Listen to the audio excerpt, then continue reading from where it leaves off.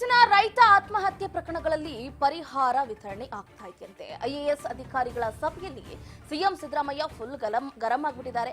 ಪರಿಹಾರ ಒದಗಿಸುವುದರಲ್ಲಿ ವಿಳಂಬ ಸಲ್ಲದು ವಲ್ಲದು ಅಂತ ಸಿದ್ದು ಫುಲ್ ಟೆನ್ಷನ್ ಆಗಿಬಿಟ್ಟಿದ್ದಾರೆ.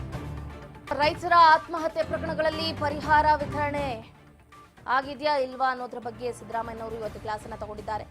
ಐಎಎಸ್ ಅಧಿಕಾರಿಗಳ ಸಭೆಯಲ್ಲಿ ಸಿಎಂ ಸಿದ್ದು ಗರಂ ಆಗಿರುವಂತೆ ಪರಿಹಾರ ಒದಗಿಸೋದ್ರಲ್ಲಿ ವಿಳಂಬ ಆಗ್ತಾ ಇದೆ, ಅದು ಸಲ್ಲದು ಅಂತ ವಾರ್ನಿಂಗ್ ಮಾಡಿದ್ದಾರೆ. ಯಾಕಂದ್ರೆ ರಾಜ್ಯದಲ್ಲಿ ತೀವ್ರ ಬರ ಉಂಟಾಗಿತ್ತು, ಬೆಳೆ ಹಾನಿಯಾಗಿತ್ತು, ಕೈಗೆ ಫಲ ಕೂಡ ಸಿಗಲಿಲ್ಲ.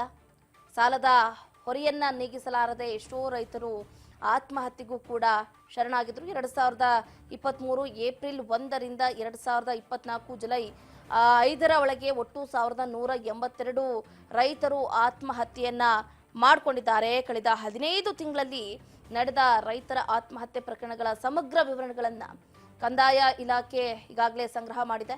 ಮುಖ್ಯಮಂತ್ರಿ ಸಿದ್ದರಾಮಯ್ಯನವರ ಅಧ್ಯಕ್ಷತೆಯಲ್ಲಿ ಜಿಲ್ಲಾಧಿಕಾರಿಗಳು ಮತ್ತು ಜಿಲ್ಲಾ ಪಂಚಾಯತ್ ಮುಖ್ಯ ಕಾರ್ಯನಿರ್ವಹಣಾ ಅಧಿಕಾರಿಗಳ ಸಭೆಯಲ್ಲಿ ಎಲ್ಲಾ ರೀತಿಯಾದಂತಹ ಮಾಹಿತಿಯನ್ನ ಕಲೆ ಹಾಕಿಕೊಂಡಿದ್ದಾರೆ. ಒಟ್ಟಾರೆಯಾಗಿ 1003 ಅರ್ಹ ಪ್ರಕರಣಗಳಲ್ಲಿ 994 ರೈತರ ಕುಟುಂಬಕ್ಕೆ ಪರಿಹಾರವನ್ನ ಒದಗಿಸಬೇಕಾಗಿದೆ. ಪರಿಹಾರ ವಿತರಣೆಯಲ್ಲಿ ಯಾವುದೇ ರೀತಿಯಾದಂತಹ ವಿಳಂಬ ಮಾಡಬೇಡಿ ಅಂತ ಸಿದ್ದು ಅಧಿಕಾರಿಗಳಿಗೆ ಎಚ್ಚರಿಕೆಯನ್ನ ನೀಡಿರುವಂತದ್ದು.